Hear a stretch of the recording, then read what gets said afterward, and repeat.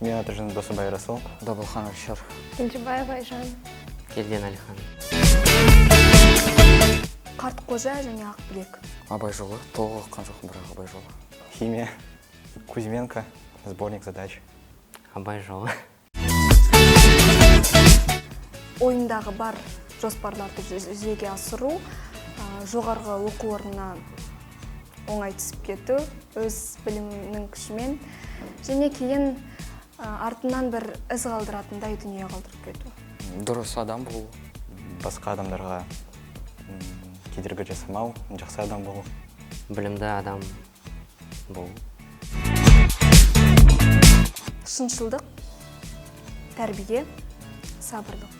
Бүкіл қоршаған ортаға деген сүйіспеншілдік, қайырымдылық және таза ниет. Ақыл ой, әділеттілік, мейірімділік.